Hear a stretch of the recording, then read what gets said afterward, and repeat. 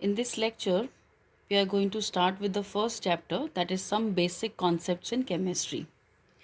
And to begin with, what we will be talking about here is the international system of units. The international system of units, that is the SI system of units. Now, this system is based on 7 base units, only 7. So this system is based on 7 base units, and these are pertaining to 7 fundamental physical quantities. So the SI system is based on 7 base units which are pertaining to 7 fundamental physical quantities. Let's see what are these 7 fundamental physical quantities and what are these 7 base units. So this is the physical quantity. Then we will see its a symbol. Then the name of the unit as per the SI system. So let's write the name of the SI unit, and then the symbol of the unit that will be used. Right, so as I said, there are 7 base units and 7 fundamental physical quantities. The first physical quantity is length. Length, which is represented by the symbol small l, and the name of the SI unit to measure length is meter, the symbol for which is small m. The second physical quantity let's take is mass, represented by the symbol small m. The name of the SI unit used to measure mass is kilogram, and the symbol for the physical quantity, the unit for kilogram is kg. The third physical quantity is time. Time is represented by the symbol small t. The SI unit that is used to measure time is second, the symbol being small s. The fourth physical quantity in the SI system is electric current. Electric current is represented by the symbol capital I.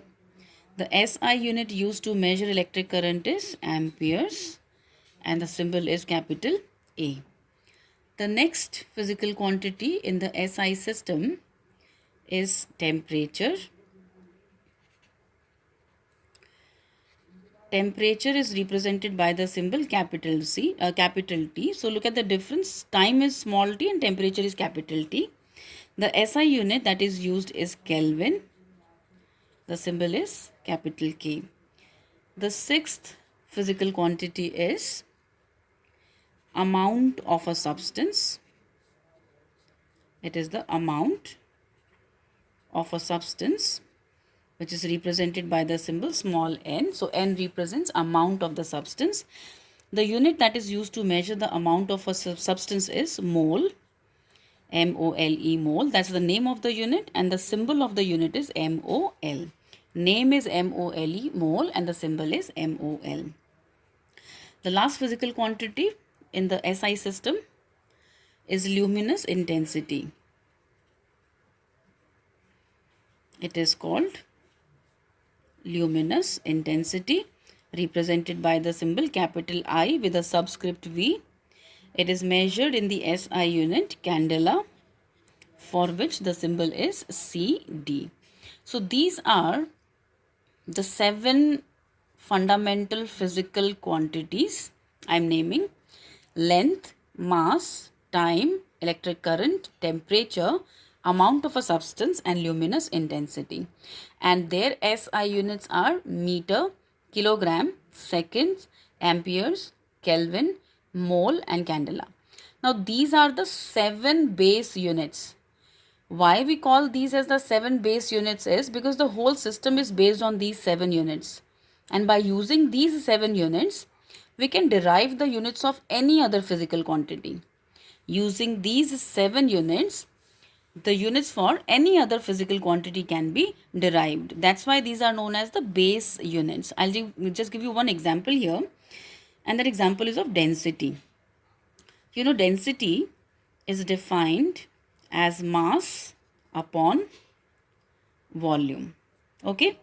So if you want to derive the units of density, put the units of mass in the SI system. The unit of mass in the SI system is kilograms, so kg. And the unit of volume in the SI system, as you know, volume is length cube and length is measured in what? Meters. So the volume SI unit becomes meter cube. And so you can say that the SI unit to measure density is what? It's kg per meter cube. So we were able to derive the units of density using the 7 base units. Okay, so this is the reason why we call these 7 units as the base units on which the entire system is based. The SI system makes use of some prefixes. Now because pre means before, so what are these prefixes? These prefixes are written before a unit. These prefixes are written before a particular unit. And there are 2 types of prefixes. One are known as multiples and the second ones are called submultiples. So prefixes are of 2 types, multiples and submultiples.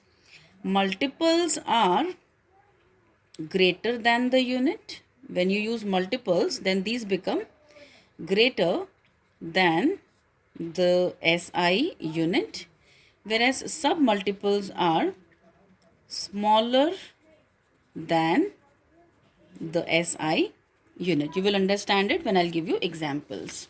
So let's take examples of these prefixes, that is the multiples and the submultiples. The multiples are greater than the units, and the multiples starts with 10 raised to the power 1 or simply 10. 10 raised to the power 1 as a prefix is called deca, the symbol being DA. Right? So this means 10 times of the unit, deca. Likewise, 10 raised to the power 2 is hecto, the symbol being small h. 10 raised to the power 3, probably you will start relating now. It is called kilo. The symbol is capital K. So you can make out probably now that it's multiples of something. 10 raised to the power 1 means 10 times. 10 raised to the power 2, 100 times, 1000 times of something. So these are multiples. Then next is 10 raised to the power 6 is mega. Symbol is capital M. 10 raised to the power 9 is giga. Symbol is capital G. 10 raised to the power 12 is tera, capital T. 10 raised to the power 15 is peta, capital P. So all these are multiples. These are greater than the units. Now coming to the submultiples. Now submultiples are smaller than the unit itself. So here we start with 10 raised to the power minus 1. 10 raised to the power minus 1 is 1 by 10. So this becomes 1 by 10th of the unit. Okay. So 10 raised to the power minus 1 is deci. The symbol is small d.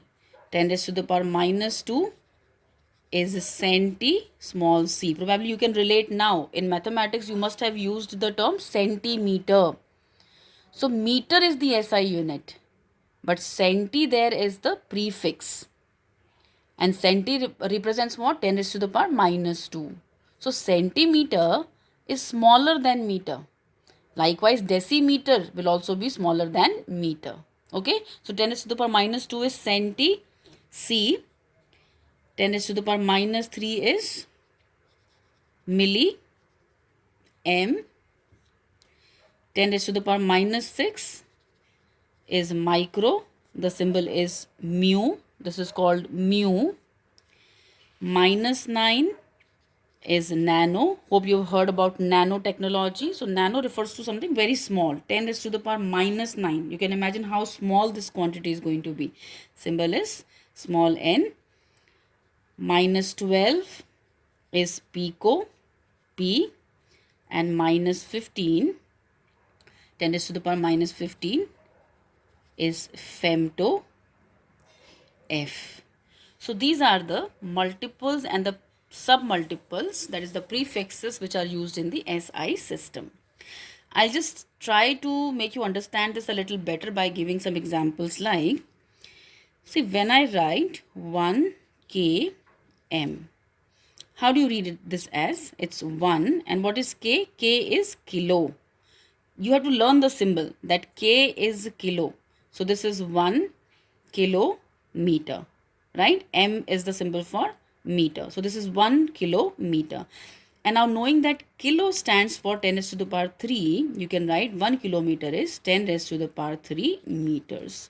So I just replaced K, kilo, by 10 raised to the power 3. Meter is the unit. It has remained the same. So 1 kilometer is 10 raised to the power 3 meter. I've just put the value of kilo, which is equal to 10 raised to the power 3. Suppose I write 1 dm.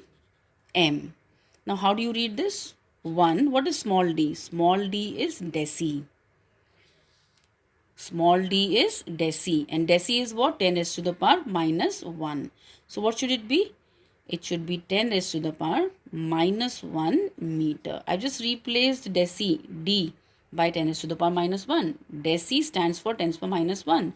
So 1 decimeter is 10 raised to the power minus 1 meters. Okay, like you have been using this 1 cm. How do you read this? This is 1 c. C stands for what? Centi. So this is 1 centimeter. M is meter. Always remember that the first one that you see here is the prefix, and this is the unit. So M is the symbol for meter, unit, and C is the symbol for which prefix? C is the symbol for centi. So this is read as 1 centimeter. So what should be 1 centimeter equals to? Knowing that centi is 10 raised to the power minus 2, you can write 1 centimeter is 10 raised to the power minus 2 meters. Let me give you one more example. Suppose you write 5 km. Okay, now this should be what? 5 is as it is. K is the prefix for kilo. So kilo is what? 10 raised to the power 3, and m is the unit as it is meters. So 5 kilometer is 5 into 10 raised to the power 3 meters, or you can say 5 kilometer is 5000 meters. So this is how the multiples and the submultiples, okay, these prefixes are used along with the units to represent, to measure various physical quantities. Now we will talk about a few very common physical quantities that you will be coming across throughout the year. And we start with looking at the difference between mass and weight. In chemistry, the two terms mass and weight are normally used interchangeably with the same meaning. But you should know that there is still a difference between the two. What is mass? Mass is defined as the amount of matter contained in a substance. Mass is the amount of matter contained in a system, and it is, as per the SI system, mass is measured in kilograms. Coming to weight, what is weight?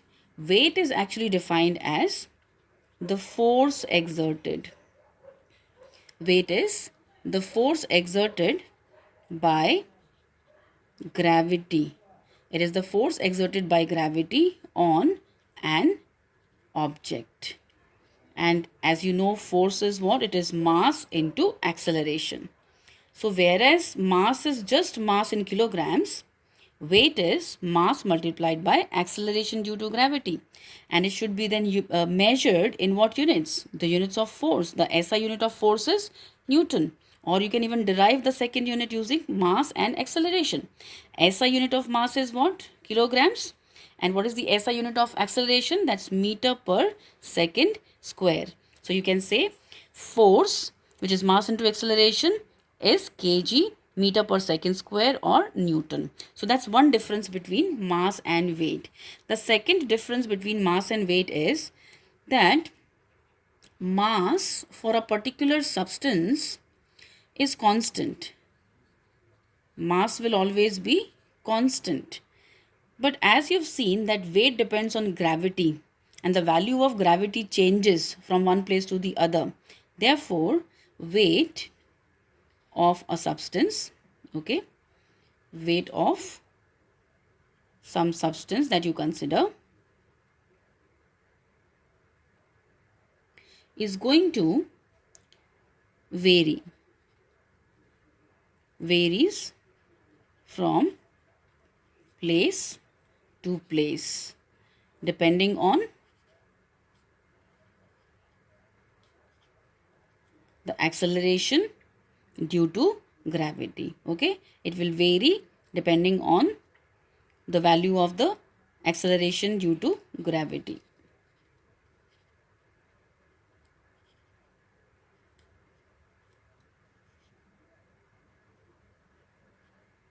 So these are the two main differences between mass and weight.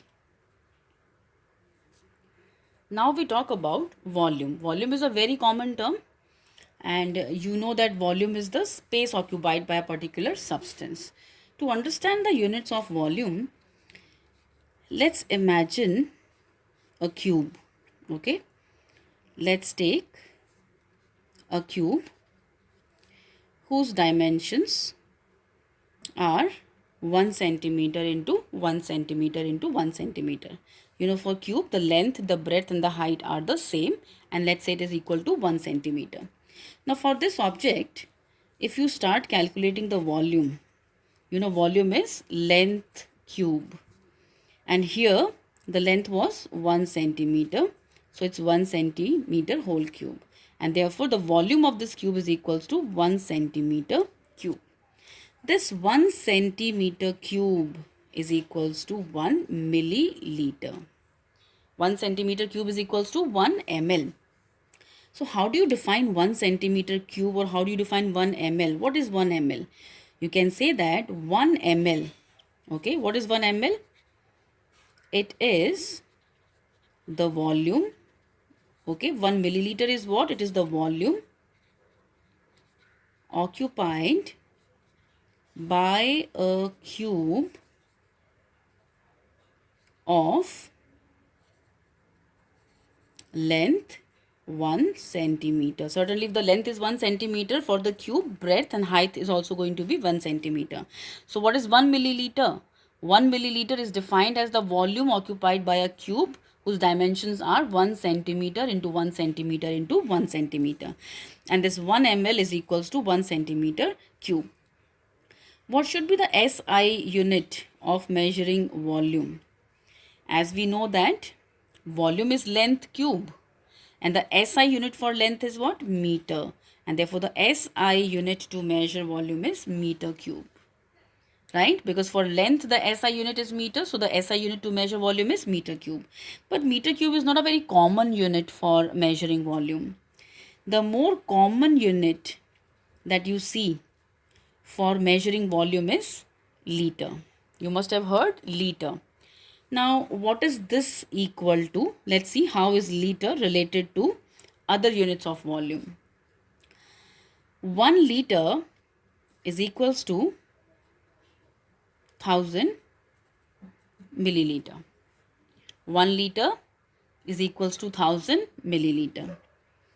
You can also say it is equal to 1000 centimeter cube. Why? Because you know that 1 centimeter cube is equals to 1 milliliter. So 1 liter equals to 1000 milliliters. It is equal to 1000 centimeter cube. And you can also learn it is equal to 1 dm cube. You should be able to make out now. What is dm? It's decimeter cube. It is also equal to 1 decimeter cube, and it is also equal to 10 raised to the power 3, 10 raised to the power minus 3 meter cube. So you can learn all this for conversions. If you have to convert volume from one unit to the other, you can always remember all this. 1 liter is 1000 milliliter, 1000 centimeter cube, 1 decimeter cube, and minus 3 meter cube. Now we talk about temperature a little. To measure temperature, there are 3 common units which are used. You have degree Celsius, degree Fahrenheit, and Kelvin. This is degree Celsius. This is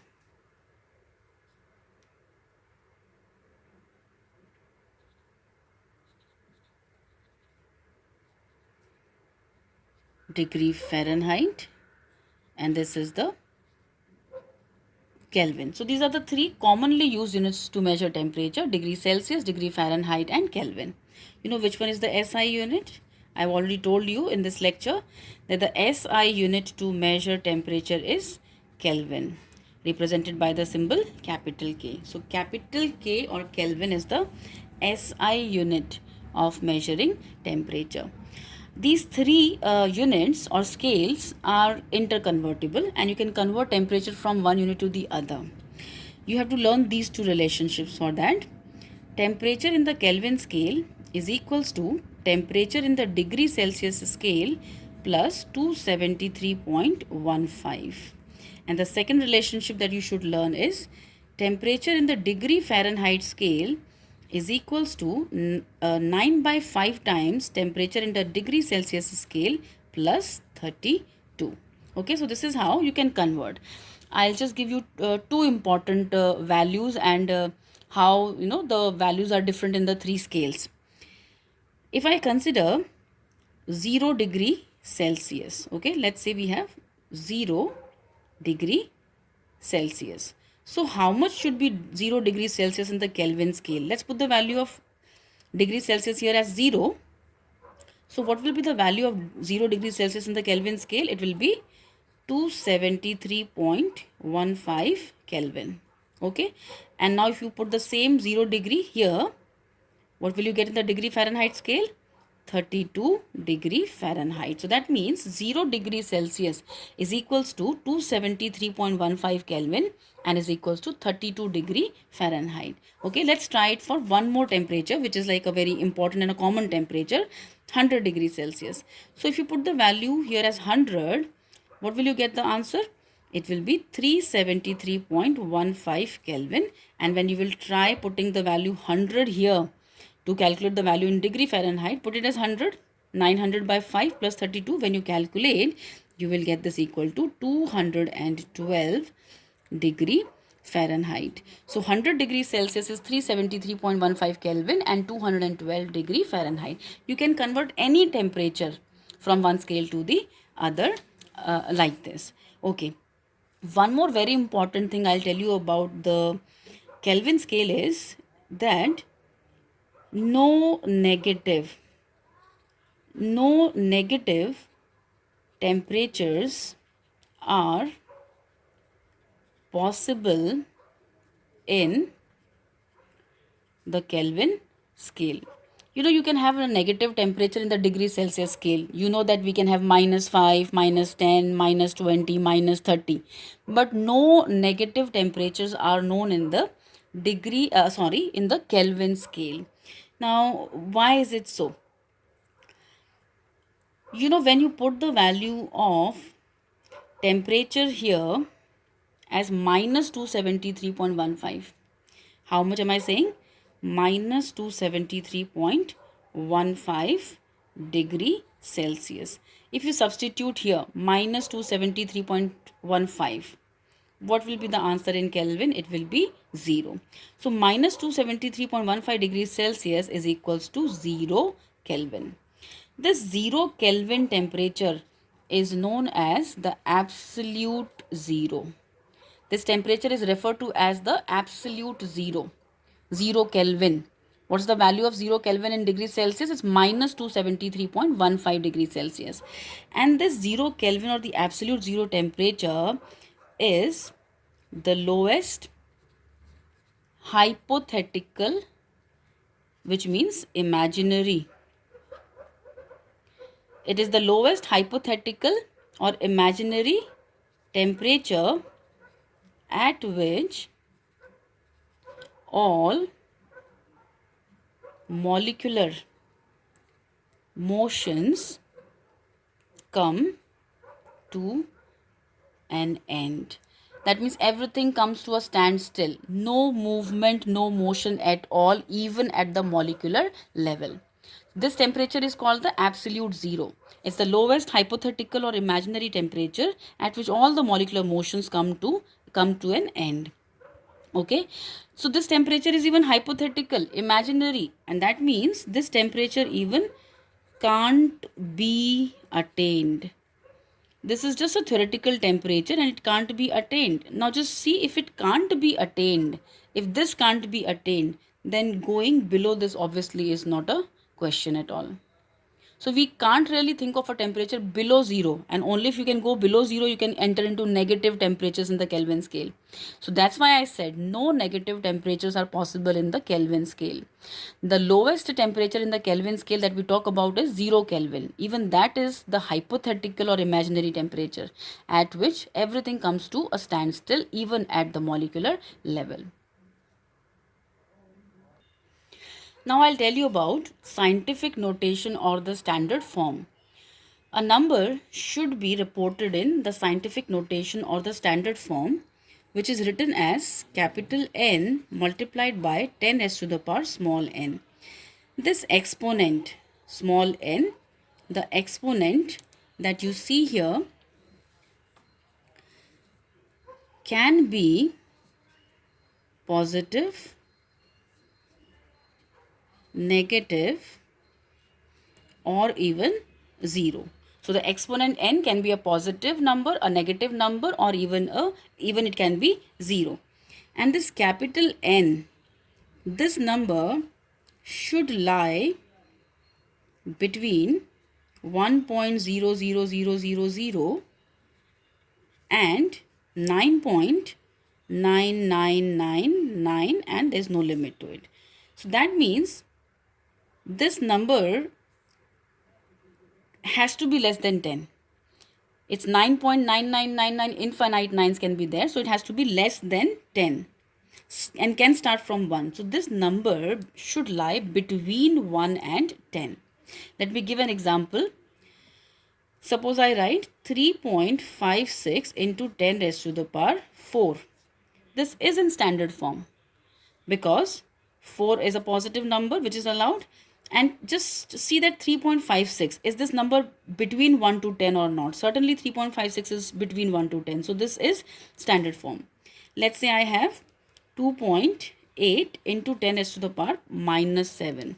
Even this is in standard form because the exponent can be a negative number. And 2.8 is also something which is between 1 and 10. Let's say I take 7.09 and that's it. So is this number in standard form? The answer is yes.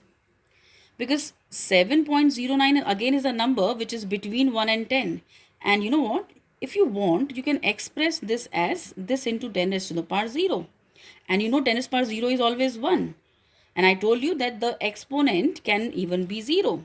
It can be a positive number, negative number, or even 0. So here it's 0. So this is same as 7.09. So even 7.09 is in standard form. So all these numbers that you see here, these are right now in their standard forms. Okay. Let's take an example where the number is not in standard form and let's see how to convert it to the standard form. Suppose I have a number 46.34 into 10 raised to the power 2. Is this number in standard form? No, this is not in standard form. Why is this not in standard form? Because 46.3, 46 certainly is not between 1 and 10. I should shift this decimal here. Then it will be in standard form. So to convert this number in standard form, I want to bring the decimal one place behind. I can write it as 4.634 into 10 raised to the power 2 as it is. And now because you are shifting the decimal one place back, to bring it back, you should multiply it with 10. And so which means this becomes 4.634 into 10 raised to the power 3. Now this number is in standard form. Okay, let's take another example. Suppose I have 0.00072 into 10 raised to the power minus 5. And now check if this number is in standard form. Certainly you can make out this is not in standard form. Why not in standard form? Because 0.0072 is certainly not between 1 and 10. What should I do?